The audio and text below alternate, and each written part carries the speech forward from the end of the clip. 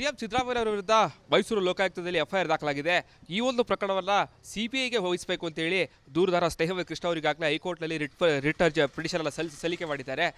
ಇದೆಲ್ಲದರ ಮಧ್ಯೆ ಜಾರಿ ನಿರ್ದೇಶನಾಲಯ ಈ ಒಂದು ಪ್ರಕರಣಕ್ಕೆ ಎಂಟ್ರಿ ಆಗಬೇಕು ಅಂತೇಳಿ ಈಗಾಗಲೇ ಇಮೇಲ್ ಮೂಲಕವಾಗಿ ದೂರು ಕೂಡ ಸಲ್ಲಿಸಿದ್ದಾರೆ. ಇದೆಲ್ಲದರ ಬಗ್ಗೆ ಮಾತಾಡೋದಕ್ಕೆ ಜೊತೆಗೆ ಸ್ನೇಹವೇ ಕೃಷ್ಣ ಅವರನ್ನು ಮಾತಾಡಿಸ್ತಾ ಹೋಗ್ತೀನಿ. ಸರ್, ನೆನ್ನೆ ಪ್ರಮುಖವಾಗಿ ನೀವು ಒಂದು ದೂರನ್ನು ಸಲ್ಲಿಸಿದ್ದೀರಾ ಸರ್. ಯಾವೆಲ್ಲ ಅಂಶಗಳೆಲ್ಲ ಅಲ್ಲಿ ಉಲ್ಲೇಖ ಮಾಡಿದ್ದೀರಾ ಜಾರಿ ನಿರ್ದೇಶನಕ್ಕೆ?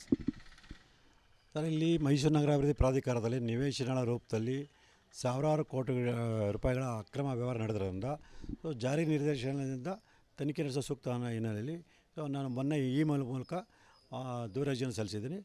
ನಾಳೆ ನೇರವಾಗಿ ಅವ್ರ ಕಚೇರಿಗೂ ಕೂಡ ದೂರರ್ಜಿನ ಕೊಡ್ತಾಯಿದ್ವಿ. ಅಂದರೆ ಬೆಂಗಳೂರಿಗೆ ಹೋಗ್ತಿದ್ರೆ ಅಥವಾ ದೆಹಲಿಗೆ? ಬೆಂಗಳೂರಿಗಾಗಿ ನಮ್ಮ ಬೇರೆಯವ್ರ ಕಡೆಯಿಂದ ಅಲ್ಲೇ ಅರ್ಜಿಗಳನ್ನು ಕೊಡಿಸ್ತಾ ಇದ್ದೀನಿ. ಯಾವೆಲ್ಲ ಅಂಶಗಳನ್ನ ಉಲ್ಲೇಖ ಮಾಡಿದೆ ಸರ್ ನಿಮ್ಮ ದೂರಲ್ಲಿ ಅಂತ? ಸರ್, ಇಲ್ಲಿ ಏನು 2015 ಇಸ್ವಿನ 50-50 ಅನುಪಾತದಲ್ಲಿ ಸಾವಿರಾರು ನಿವೇಶನಗಳನ್ನು ಮಾರಾಟ ಮಾಡಿರೋಂಥದ್ದು, ಹಂಚಿಕೆ ಮಾಡಿರೋಂಥದ್ದಿದೆ. ಆ ಒಂದು ಅಕ್ರಮ ವ್ಯವಹಾರದಲ್ಲಿ ಸಾವಿರಾರು ಕೋಟಿಗಳು, ನಮ್ಮ ಅನುಮಾನ ಪ್ರಕಾರ 5,000 ಕೋಟಿಗಿಂತ ಹೆಚ್ಚಿನ ಹಣ ವ್ಯವಹಾರ ನಡೆದಿದೆ. ಆ ಹಿನ್ನೆಲೆಯಲ್ಲಿ ಜಾರಿ ನಿರ್ದೇಶಕರು ತನಿಖೆ ಮಾಡಬೇಕು ಅನ್ನೋ ಕಾರಣದಿಂದ ನಾನು ದೂರರ್ಜಿಯನ್ನು ಕೊಟ್ಟಿದ್ದೀನಿ. ಈಗ ನೆಕ್ಸ್ಟ್ ಪ್ರೊಸೀಜರಲ್ಲಿ ಹೇಗಿರುತ್ತೆ ಸರ್? ಉತ್ತರ ಬರುತ್ತೆ ಏನು ಅಂತ ಸರ್ ಅಲ್ಲಿಂದ? ಸರ್, ಇನ್ನೇನಿಲ್ಲ. ಈಗ ಮೊನ್ನೆ ಇಮೇಲ್ ಮೂಲಕ ಕಳಿಸಿ ನಾಳೆ ಕಚೇರಿಗೆ ನೇರವಾಗಿ ಕೊಡ್ತಾಯಿದ್ದೀವಿ. ತದನಂತರ ಅವ್ರೇನು ಕ್ರಮಗಳು ತಗೊಂಡ್ರೆ ನಾವು ಕಾದು ನೋಡಬೇಕಾಗಿದೆ. ಈಗ ಲೋಕಾಯುಕ್ತ ಕೂಡ ದೂರು ಕೊಟ್ಟಿದ್ದಾರೆ ಸರ್, 4 ವಿರುದ್ಧ ಎಫ್ಐಆರ್ ದಾಖಲಾಗಿದೆ. ಈ ಒಂದು ಪ್ರಕಾರ ಇಲ್ಲೆಲ್ಲ ಯಾರೆಲ್ಲ ಆರೋಪಿಗಳಾಗ್ತಾರೆ ಸರ್? ಸರ್, 2015 ಇಸ್ವಿಯಿಂದ ಏನು ಸರ್ಕಾರದ ಅಧಿಸೂಚನೆ ದುರ್ಬಳಕೆ ಮಾಡಿಕೊಂಡು 50-50 ಅನುಪಾತ ನಿವೇಶನವನ್ನು ಪಡೆದಿದ್ದಾರೆ ಮತ್ತು ಕೊಟ್ಟಿದ್ದಾರೆ. ಇವರೆಲ್ಲ ಅಧಿಕಾರಿಗಳು ಮತ್ತು ವ್ಯಕ್ತಿಗಳು ಕೂಡ ಈ ಪ್ರಕರಣದಲ್ಲಿ ಆರೋಪಿಗಳಾಗ್ತಾರೆ. ಅದಕ್ಕೆ ಪೂರಕವಾಗಿ ಸಹಕಾರ ನೀಡಿರ್ತಕ್ಕಂಥ ಇತರ ಅಧಿಕಾರಿಗಳು ಕೂಡ ಇದರಲ್ಲಿ ಆರೋಪಿಗಳಾಗ್ತಾರೆ. ಸಚಿವರು ಯಾರೆಲ್ಲ ಆಗ್ಬೋದು ಸರ್ ಇದರಲ್ಲಿ? ಸರ್, ಈ ಸದ್ಯಕ್ಕೆ ಹಾಲಿ ಇದ್ರ ಪ್ರಕಾರ ನಗರಾಭಿವೃದ್ಧಿ ಸಚಿವ ಏನು ಬೈರತಿ ಸುರೇಶ್ ಹೇಳಿದ್ರೆ ಅವರು ಕೂಡ ಆರೋಪಿ ಆಗ್ತಾರೆ. ಯಾಕಂತ ಹೇಳಿದ್ರೆ 3/11/2023 ಒಂದು 4 ತಜ್ಞರ ತಂಡದ ಸಮಿತಿಯ ಒಂದು ವರದಿಯನ್ನು ಕೊಟ್ಟಿದೆ. ಆ ವರದಿಯಲ್ಲಿ 50-50 ಅನುಪಾತ ನಿವೇಶನ ಹಂಚಿಕೆ ಮಾಡೋದು ನಿಯಮಾಬಾಹಿರ ಅಂತ ತಿಳಿಸಿದೆ. ಈ ವಿಚಾರ ಗೊತ್ತಿದ್ರು ಕೂಡ ಆ ವರದಿಯನ್ನು ಆಧರಿಸಿ ಕೂಡಲೇ ಕ್ರಮಗಳನ್ನು ತಗೊಂಡು 50-50 ಅನುಪಾತ ನಿವೇಶನ ಹಂಚಿಕೆ ಮಾಡೋದನ್ನ ನಿಲ್ಲಿಸಿಲ್ಲ. ಮತ್ತು ಈಗಾಗಲೇ ಏನು ನಿವೇಶನ ಹಂಚಿಕೆ ಮಾಡಿತ್ತು ಅದನ್ನು ಅದಕ್ಕೆ ಸಂಬಂಧಪಟ್ಟ ಏನು ಮಂಜೂರಾತಿ ಆದೇಶಗಳಿದೆ ಮತ್ತು ಕ್ರಯಪತ್ರಗಳಿದೆ, ಅದನ್ನು ರದ್ದುಪಡಿಸಿ ಆ ನಿವೇಶನ ವಾಪಸ್ ಪಡೆಯುವಂಥ ಯಾವುದೇ ಪ್ರಯತ್ನ ಮಾಡಿಲ್ಲ. ಹಾಗಾಗಿ ಇವರು ಕೂಡ ಪರೋಕ್ಷವಾಗಿ ಅಕ್ರಮದಲ್ಲಿ ಭಾಗಿಯನ್ನು ಕಂಡು ಬಂದಿರೋದ್ರಿಂದ ಇವರು ಮತ್ತು ಸಂಬಂಧಪಟ್ಟ ಅಧಿಕಾರಿಗಳು ಕೂಡ ಆರೋಪಿಗಳಾಗ್ತಾರೆ. ಈಗಾಗಲೇ ಈ ಒಂದು ಪ್ರಕರಣ ಸಿಬಿಐ ಕೊಡಬೇಕು ಕೂಡ ಹೇಳಿದ್ರಿ ಸರ್. ಅದು ನಾಳೆ ಅದಕ್ಕೂ ಪಿಟಿಷನ್ ಆಗ್ತಿದ್ದಾರೆ, ಅರ್ಜಿ ಸಲ್ಲಿಸಿದ್ರೆ ವಿಚಾರಣೆ ಯಾವಾಗ ಬರ್ಬೋದು ಸರ್ ಅಂತ? ನಾವು ಶುಕ್ರವಾರನೇ ಮಧ್ಯಾಹ್ನ ಮೇಲೆ ನಾವು ನಮ್ಮ ವಕೀಲರು ರಿಟ್ ಪಿಟಿಷನ್ ಸಲ್ಲಿಸಿದರೆ ಬಹುಶಃ ನಾಳೆ ಅದು ವಿಚಾರಣೆಗೆ ಬರ್ಬೋದು ಅಂತೇಳಿ ನಿರೀಕ್ಷೆ ಇದೆ. ಸರ್, ಈಗ ಮತ್ತೊಂದು ದಸರಾ ಬರ್ತಾ ಇದೆ ಸರ್. ನೀವು ಅವತ್ತು ಕೂಡ ಮನವಿ ಮಾಡ್ಕೊಂಡಿದ್ದೀರಿ CM ಅವರು ಉದ್ಘಾಟನೆ ಮಾಡ್ಬೋದಕ್ಕೆ ಪವಿತ್ರ ಇರುವಂಥ ದಸರಾ ಅಂತೇಳಿ. ಸೊ ನಿಮ್ಮ ನೆಕ್ಸ್ಟ್ ಸ್ಟೆಪ್ ಹೇಗಿರುತ್ತೆ ಸರ್? ಸರ್, ನಾಳೆ ನಾನು ಈ ಬಗ್ಗೆ ಮೈಸೂರು ಜಿಲ್ಲಾಧಿಕಾರಿಗಳಿಗೆ ಮನವಿ ಪತ್ರವನ್ನು ಕೊಡ್ತಾಯಿದ್ದೀನಿ.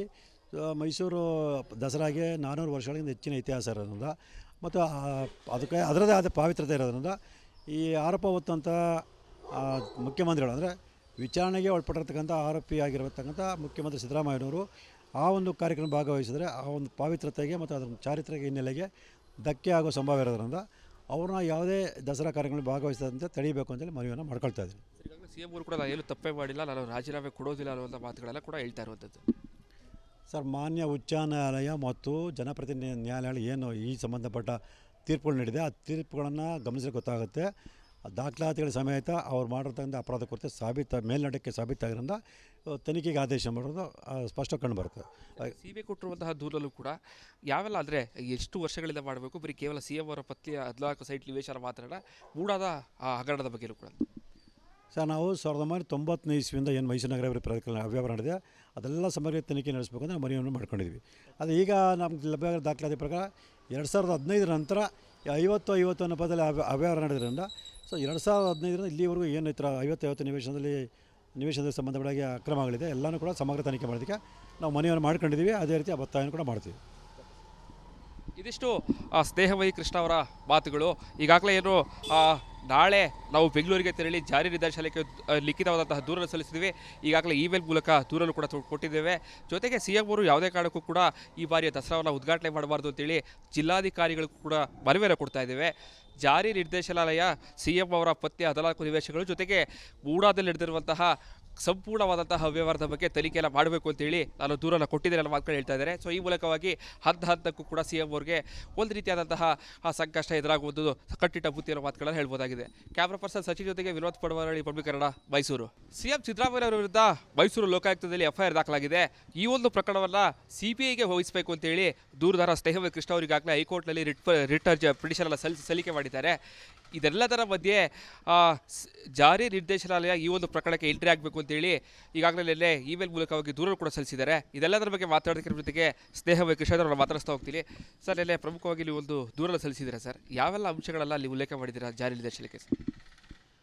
ಸರ್, ಇಲ್ಲಿ ಮೈಸೂರು ನಗರಾಭಿವೃದ್ಧಿ ಪ್ರಾಧಿಕಾರದಲ್ಲಿ ನಿವೇಶನಗಳ ರೂಪದಲ್ಲಿ ಸಾವಿರಾರು ಕೋಟಿ ರೂಪಾಯಿಗಳ ಅಕ್ರಮ ವ್ಯವಹಾರ ನಡೆದಿರೋದ್ರಿಂದ ಜಾರಿ ನಿರ್ದೇಶನದಿಂದ ತನಿಖೆ ನಡೆಸೋ ಸೂಕ್ತ ಅನ್ನೋ ಹಿನ್ನೆಲೆಯಲ್ಲಿ ನಾನು ಮೊನ್ನೆ ಇಮೇಲ್ ಮೂಲಕ ದೂರ ಅರ್ಜಿಯನ್ನು ಸಲ್ಲಿಸಿದ್ದೀನಿ. ಸೊ ನಾಳೆ ನೇರವಾಗಿ ಅವ್ರ ಕಚೇರಿಗೂ ಕೂಡ ದೂರ ಅರ್ಜಿನ ಕೊಡ್ತಾಯಿದ್ವಿ. ಅಂದರೆ ಬೆಂಗಳೂರಿಗೆ ಹೋಗ್ತಿದ್ರೆ ಅಥವಾ ದೆಹಲಿಗೆ? ಬೆಂಗಳೂರಿಗಾಗಿ ನಮ್ಮ ಬೇರೆಯವ್ರ ಕಡೆಯಿಂದ ಅಲ್ಲೇ ಅರ್ಜಿಗಳನ್ನು ಕೊಡಿಸ್ತಾ ಇದ್ದೀನಿ. ಯಾವೆಲ್ಲ ಅಂಶಗಳ ಉಲ್ಲೇಖ ಮಾಡಿದೆ ಸರ್ ನಿಮ್ಮ ದೂರದಲ್ಲಿ ಅಂತ? ಸರ್, ಇಲ್ಲಿ ಏನು 2015 ಇಸ್ವಿನ 50-50 ಅನುಪಾತದಲ್ಲಿ ಸಾವಿರಾರು ನಿವೇಶನಗಳನ್ನು ಮಾರಾಟ ಮಾಡಿರೋಂಥದ್ದು, ಹಂಚಿಕೆ ಮಾಡಿರೋಂಥದ್ದಿದೆ. ಆ ಒಂದು ಅಕ್ರಮ ವ್ಯವಹಾರದಲ್ಲಿ ಸಾವಿರಾರು ಕೋಟಿಗಳು, ನಮ್ಮ ಅನುಮಾನ ಪ್ರಕಾರ 5,000 ಕೋಟಿಗಿಂತ ಹೆಚ್ಚಿನ ಹಣ ವ್ಯವಹಾರ ನಡೆದಿದೆ. ಆ ಹಿನ್ನೆಲೆಯಲ್ಲಿ ಜಾರಿ ನಿರ್ದೇಶಕರು ತನಿಖೆ ಮಾಡಬೇಕು ಅನ್ನೋ ಕಾರಣದಿಂದ ನಾನು ದೂರ ಅರ್ಜಿಯನ್ನು ಕೊಟ್ಟಿದ್ದೀನಿ. ಈಗ ನೆಕ್ಸ್ಟ್ ಪ್ರೊಸೀಜರಲ್ಲಿ ಹೇಗಿರುತ್ತೆ ಸರ್? ಉತ್ತರ ಬಂತ ಏನು ಅಂತ ಸರ್ ಅಲ್ಲಿಂದ? ಸರ್, ಇನ್ನೇನಿಲ್ಲ, ಈಗ ಇನ್ನು ಮೊನ್ನೆ ಇಮೇಲ್ ಮೂಲಕ ಕಳಿಸಿ ನಾಳೆ ಕಚೇರಿಗೆ ನೇರವಾಗಿ ಕೊಡ್ತಾಯಿದ್ದೀವಿ. ತದನಂತರ ಅವ್ರೇನು ಕ್ರಮಗಳು ತಗೊಂಡು ನಾವು ಕಾದು ನೋಡಬೇಕಾಗಿದೆ. ಈಗ ಲೋಕಾಯುಕ್ತ ಕೂಡ ದೂರು ಕೊಟ್ಟಿದ್ದಾರೆ ಸರ್, 4 ವಿರುದ್ಧ ಎಫ್ಐಆರ್ ದಾಖಲಾಗಿದೆ. ಈ ಒಂದು ಪ್ರಕಾರ ಇಲ್ಲೆಲ್ಲ ಯಾರೆಲ್ಲ ಆರೋಪಿಗಳಾಗ್ತಾರೆ ಸರ್? ಸರ್, 2015 ಇಸ್ವಿಯಿಂದ ಏನು ಸರ್ಕಾರದ ಅಧಿಸೂಚನೆ ದುರ್ಬಳಕೆ ಮಾಡಿಕೊಂಡು 50-50 ಅನುಪಾತ ನಿವೇಶನನ ಪಡೆದಿದ್ದಾರೆ ಮತ್ತು ಕೊಟ್ಟಿದ್ದಾರೆ. ಇವರೆಲ್ಲ ಅಧಿಕಾರಿಗಳು ಮತ್ತು ವ್ಯಕ್ತಿಗಳು ಕೂಡ ಈ ಪ್ರಕರಣದಲ್ಲಿ ಆರೋಪಿಗಳಾಗ್ತಾರೆ. ಅದಕ್ಕೆ ಪೂರಕವಾಗಿ ಸಹಕಾರ ನೀಡಿರ್ತಕ್ಕಂಥ ಇತರ ಅಧಿಕಾರಿಗಳು ಕೂಡ ಇದರಲ್ಲಿ ಆರೋಪಿಗಳಾಗ್ತಾರೆ. ಸಚಿವರು ಯಾರೆಲ್ಲ ಆಗ್ಬೋದು ಸರ್ ಇದರಲ್ಲಿ? ಸರ್, ಈ ಸದ್ಯಕ್ಕೆ ಹಾಲಿ ಇದ್ರ ಪ್ರಕಾರ ನಗರಾಭಿವೃದ್ಧಿ ಸಚಿವ ಏನು ಬೈರತಿ ಸುರೇಶ್ ಹೇಳಿದ್ರೆ ಅವರು ಕೂಡ ಆರೋಪಿ ಆಗ್ತಾರೆ. ಯಾಕಂತ ಹೇಳಿದ್ರೆ 3/11/2023 ಒಂದು 4 ತಜ್ಞರ ತಂಡದ ಸಮಿತಿ ಒಂದು ವರದಿಯನ್ನು ಕೊಟ್ಟಿದೆ. ಆ ವರದಿಯಲ್ಲಿ 50-50 ಅನುಪಾತ ನಿವೇಶನ ಹಂಚಿಕೆ ಮಾಡೋದು ನಿಯಮಾಬಾಹಿರ ಅಂತ ತಿಳಿಸಿದೆ. ಈ ವಿಚಾರ ಗೊತ್ತಿದ್ರು ಕೂಡ ಆ ವರದಿಯನ್ನು ಆಧರಿಸಿ ಕೂಡಲೇ ಕ್ರಮಗಳನ್ನು ತಗೊಂಡು 50-50 ಅನುಪಾತ ನಿವೇಶನ ಹಂಚಿಕೆ ಮಾಡೋದನ್ನ ನಿಲ್ಲಿಸಿಲ್ಲ. ಮತ್ತು ಈಗಾಗಲೇ ಏನು ನಿವೇಶನ ಹಂಚಿಕೆ ಮಾಡಿತ್ತು ಅದನ್ನು ಅದಕ್ಕೆ ಸಂಬಂಧಪಟ್ಟ ಏನು ಮಂಜೂರಾತಿ ಆದೇಶಗಳಿದೆ ಮತ್ತು ಕ್ರಯಪತ್ರಗಳಿದೆ, ಅದನ್ನು ರದ್ದುಪಡಿಸಿ ಆ ನಿವೇಶನ ವಾಪಸ್ ಪಡೆಯುವಂಥ ಯಾವುದೇ ಪ್ರಯತ್ನ ಮಾಡಿಲ್ಲ. ಹಾಗಾಗಿ ಇವರು ಕೂಡ ಅಪರೋಕ್ಷವಾಗಿ ಈ ಅಕ್ರಮದಲ್ಲಿ ಭಾಗಿಯನ್ನು ಕಂಡು ಬಂದಿರೋದ್ರಿಂದ ಸೊ ಇವರು ಮತ್ತು ಸಂಬಂಧಪಟ್ಟ ಅಧಿಕಾರಿಗಳು ಕೂಡ ಆರೋಪಿಗಳಾಗ್ತಾರೆ. ಈಗಾಗಲೇ ಈ ಒಂದು ಪ್ರಕರಣ ಸಿಬಿಐ ಕೊಡಬೇಕು ಕೂಡ ಹೇಳಿದ್ರಿ ಸರ್. ಅದು ನಾಳೆ ಅದಕ್ಕೂ ಪಿಟಿಷನ್ ಆಗ್ತಿದ್ದಾರೆ, ಅರ್ಜಿ ಸಲ್ಲಿಸಿದ್ರೆ ವಿಚಾರಣೆ ಯಾವಾಗ ಬರ್ಬೋದು ಸರ್ ಅಂತ? ನಾವು ಶುಕ್ರವಾರನೇ ಮಧ್ಯಾಹ್ನ ಮೇಲೆ ನಾವು ನಮ್ಮ ವಕೀಲರು ರಿಟ್ ಪಿಟಿಷನ್ ಸಲ್ಲಿಸಿದರೆ ಬಹುಶಃ ನಾಳೆ ಅದು ವಿಚಾರಣೆಗೆ ಬರ್ಬೋದು ಅಂತೇಳಿ ನಿರೀಕ್ಷೆ ಇದೆ. ಸರ್, ಈಗ ಮತ್ತೊಂದು ದಸರಾ ಬರ್ತಾ ಇದೆ ಸರ್. ನೀವು ಅವತ್ತು ಕೂಡ ಮನವಿ ಮಾಡ್ಕೊಂಡಿದ್ದೀರಿ ಆ CM ಅವರು ಉದ್ಘಾಟನೆ ಮಾಡ್ಬೋದಕ್ಕೆ ಪಾವಿತ್ರ ಇರುವಂಥ ದಸರಾ ಅಂತೇಳಿ. ಸೊ ನಿಮ್ಮ ನೆಕ್ಸ್ಟ್ ಸ್ಟೆಪ್ ಹೇಗಿರುತ್ತೆ ಸರ್? ಸರ್, ನಾಳೆ ನಾನು ಈ ಬಗ್ಗೆ ಮೈಸೂರು ಜಿಲ್ಲಾಧಿಕಾರಿಗಳಿಗೆ ಮನವಿ ಪತ್ರವನ್ನು ಕೊಡ್ತಾಯಿದ್ದೀನಿ. ಮೈಸೂರು ದಸರಾಗೆ 400 ವರ್ಷಗಳಿಂದ ಹೆಚ್ಚಿನ ಇತಿಹಾಸ ಇರೋದ್ರಿಂದ ಮತ್ತು ಅದಕ್ಕೆ ಅದರದೇ ಆದ ಪಾವಿತ್ರತೆ ಇರೋದ್ರಿಂದ ಈ ಆರೋಪ ಹೊತ್ತಂಥ ಮುಖ್ಯಮಂತ್ರಿಗಳು ಅಂದರೆ ವಿಚಾರಣೆಗೆ ಒಳಪಟ್ಟಿರ್ತಕ್ಕಂಥ ಆರೋಪಿಯಾಗಿರತಕ್ಕಂಥ ಮುಖ್ಯಮಂತ್ರಿ ಸಿದ್ದರಾಮಯ್ಯನವರು ಆ ಒಂದು ಕಾರ್ಯಕ್ರಮ ಭಾಗವಹಿಸಿದರೆ ಆ ಒಂದು ಪಾವಿತ್ರತೆಗೆ ಮತ್ತು ಅದರ ಚಾರಿತ್ರಿಕ ಹಿನ್ನೆಲೆಗೆ ಧಕ್ಕೆ ಆಗೋ ಸಂಭವ ಇರೋದ್ರಿಂದ ಅವ್ರನ್ನ ಯಾವುದೇ ದಸರಾ ಕಾರ್ಯಕ್ರಮದಲ್ಲಿ ಭಾಗವಹಿಸದಂತೆ ತಡೀಬೇಕು ಅಂತೇಳಿ ಮನವಿಯನ್ನು ಮಾಡ್ಕೊಳ್ತಾ ಇದ್ದೀನಿ. ಈಗಾಗಲೇ CM ಅವರು ಕೂಡ ನಾನು ಏನು ತಪ್ಪೇ ಮಾಡಿಲ್ಲ, ನಾನು ರಾಜೀನಾಮೆ ಕೊಡೋದಿಲ್ಲ ಅನ್ನುವಂಥ ಮಾತುಗಳೆಲ್ಲ ಕೂಡ ಹೇಳ್ತಾ ಇರುವಂಥದ್ದು. ಸರ್, ಮಾನ್ಯ ಉಚ್ಚ ನ್ಯಾಯಾಲಯ ಮತ್ತು ಜನಪ್ರತಿನಿಧಿ ನ್ಯಾಯಾಲಯ ಏನು ಈ ಸಂಬಂಧಪಟ್ಟ ತೀರ್ಪುಗಳು ನೀಡಿದೆ ಆ ತೀರ್ಪುಗಳನ್ನು ಗಮನಿಸಿದ್ರೆ ಗೊತ್ತಾಗುತ್ತೆ. ದಾಖಲಾತಿಗಳ ಸಮೇತ ಅವ್ರು ಮಾಡಿರ್ತಕ್ಕಂಥ ಅಪರಾಧ ಕುರಿತು ಮೇಲ್ನೋಟಕ್ಕೆ ಸಾಬೀತಾಗಿರೋದ್ರಿಂದ ತನಿಖೆಗೆ ಆದೇಶ ಮಾಡೋದು ಸ್ಪಷ್ಟ ಕಂಡು ಬರುತ್ತೆ. ಸಿಬಿಐ ಕೊಟ್ಟಿರುವಂತಹ ದೂರಲ್ಲೂ ಕೂಡ ಯಾವೆಲ್ಲ ಅಂದರೆ ಎಷ್ಟು ವರ್ಷಗಳಿಂದ ಮಾಡಬೇಕು, ಬರೀ ಕೇವಲ CM ಅವರ ಪತ್ನಿ 14 ಸೈಟ್ ನಿವೇಶನ ಮಾತ್ರ ಮೂಡಾದ ಆ ಹಗರಣದ ಬಗ್ಗೆಯೂ ಕೂಡ? ಸರ್, ನಾವು 1990 ಇಸ್ವಿಯಿಂದ ಏನು ಮೈಸೂರು ನಗರಾಭಿವೃದ್ಧಿ ಪ್ರಾಧಿಕಾರ ಅವ್ಯವಹಾರ ನಡೆದಿದೆ ಅದೆಲ್ಲ ಸಮಗ್ರ ತನಿಖೆ ನಡೆಸಬೇಕು ಅಂತ ಮನವಿಯನ್ನು ಮಾಡ್ಕೊಂಡಿದ್ವಿ. ಅದು ಈಗ ನಮ್ಗೆ ಲಭ್ಯ ದಾಖಲಾತಿ ಪ್ರಕಾರ 2015 ನಂತರ 50-50 ಅನುಪಾತದಲ್ಲಿ ಅವ್ಯವಹಾರ ನಡೆದ್ರಿಂದ ಸೊ 2015ರಿಂದ ಇಲ್ಲಿವರೆಗೂ ಏನು ಈ ಥರ 50-50 ನಿವೇಶನದ ಸಂಬಂಧಪಟ್ಟಾಗಿ ಅಕ್ರಮಗಳಿದೆ ಎಲ್ಲನೂ ಕೂಡ ಸಮಗ್ರ ತನಿಖೆ ಮಾಡೋದಕ್ಕೆ ನಾವು ಮನವಿಯನ್ನು ಮಾಡ್ಕೊಂಡಿದ್ದೀವಿ. ಅದೇ ರೀತಿ ಒತ್ತಾಯವನ್ನು ಕೂಡ ಮಾಡ್ತೀವಿ. ಇದಿಷ್ಟು ಸ್ನೇಹಮಯಿ ಕೃಷ್ಣ ಅವರ ಮಾತುಗಳು. ಈಗಾಗಲೇ ಏನು ನಾಳೆ ನಾವು ಬೆಂಗಳೂರಿಗೆ ತೆರಳಿ ಜಾರಿ ನಿರ್ದೇಶನಾಲಯಕ್ಕೆ ಲಿಖಿತವಾದಂತಹ ದೂರನ್ನು ಸಲ್ಲಿಸಿದ್ವಿ. ಈಗಾಗಲೇ ಇಮೇಲ್ ಮೂಲಕ ದೂರನ್ನು ಕೂಡ ಕೊಟ್ಟಿದ್ದೇವೆ. ಜೊತೆಗೆ ಸಿಎಂ ಅವರು ಯಾವುದೇ ಕಾರಣಕ್ಕೂ ಕೂಡ ಈ ಬಾರಿಯ ದಸರಾವನ್ನು ಉದ್ಘಾಟನೆ ಮಾಡಬಾರ್ದು ಅಂತೇಳಿ ಜಿಲ್ಲಾಧಿಕಾರಿಗಳಿಗೂ ಕೂಡ ಮನವಿಯನ್ನು ಕೊಡ್ತಾ ಇದ್ದೇವೆ.